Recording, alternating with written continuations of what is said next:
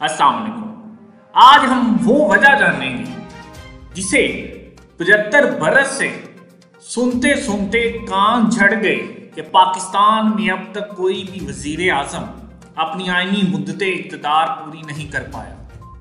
हर वजीर आजम इंतखाबी या नामजदगाना रस्म से गुजर के जब पहले दिन कुर्सी पर बैठता है तो उससे ज्यादा अहल, जानफिशा, जीरक, ज़हीन और मुल्क को मसाइल की दलदल से निकालने की सलाहियत रखने वाला कोई नहीं होता।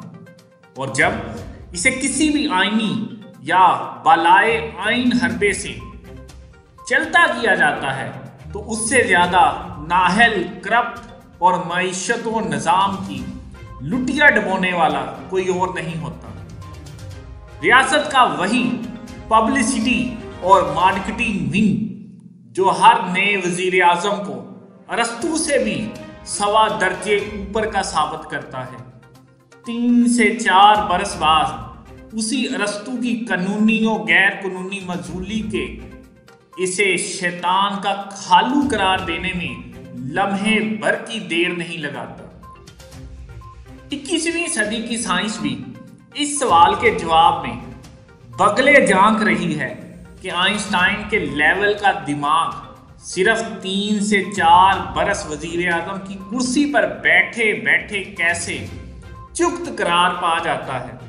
इसका बज़ाहिर मतलब तो ये निकलता है कि या तो इसे कुर्सी पर बिठाते हुए झूठ बोला गया या फिर हटाते हुए सच नहीं बताया गया। अगर ये मान भी लिया जाए कि दोनों बार सच ही बोला गया तो ऐसा क्यों है कि जिसे पहली बार करप्ट, नाहल और कॉमन सेंस से आरी करार देकर मजूल किया गया, इसे चंद बरस के वक्फे के बाद दोबारा इसी कुर्सी पर बिठा दिया गया और फिर नाहल और साजिशी वगैरह वगैरह करार देकर हटा दिया गया और फिर ईमानदार फर्ज करके तीसरी बार इक़्तिदार थमा दिया गया और फिर छीन लिया गया और फिर बिला वास्ता अंदाज में सौंप दिया गया। नाहल से नाहल में और फिर नाअहल से अहल तक का सफर, ये तमाम सफर तो इस तरह चलते हैं कि इन्हें गिनीज बुक में दर्ज वर्ल्ड रिकॉर्ड से भी ऊपर का मोजज़ा करार दिया जा सकता है। इतनी बार तो गरीब हसरत महानी को भी जुनू का नाम खुर्द और खुर्द का नाम जुनू रखने की जुर्रत नहीं हुई जितना पाकिस्तान के वजीर आजम को चेंज करने की जुर्रत है। इसका मतलब तो फिर ये हुआ कि इक़्तिदार देने और लेने वाला कोई और है और आम इंतखाबात की मश्क और अवामी ताकत का एहतराम तीसरे दर्जे के ड्रामे में डाले गए बेजान मनाजर के सिवा अमलन कुछ नहीं। हम ये मरसिया तो सुनते हैं कि मुझे कुर्सी पर बिठाया तो गया मगर मेरे हाथ पांव बंधे थे और जब मैंने इन्हें ढीला करने की कोशिश की तो मुझे डंडा डोली कर दिया गया। मगर ये बात तब ही क्यों पता चलती है जब उठा के बाहिर कर दिया जाए। हर वजीर आजम ना ताकती और बेख्तियारी का इतना अत्याचार मुसलसल सहने के बावजूद आखिरी घंटे तक आखिर किस उम्मीद पर अपनी लोली कुर्सी के हत्थे पकड़े रहता है। इसे क्यों यकीन होता है कि जो पिछलों के साथ हुआ वो इसके साथ नहीं होगा। हत्ता के कुर्सी समेत महल के बाहर फुटपाथ पर न रख दिया जाए। या तो वह इस उधाड़ी अरसे में अपनी तसव्वुराती बाइख्तियार जन्नत में मस्त रहता है। ऐन मुमकिन है दिमाग मुसलसल कचकोके लगाता हो कि ओहदे का चिपका हुआ टैग भी उतार फेंक मगर दिल कमीना एहतजाजन इस्तीफा देकर बाहर निकलने से रोके रखता है।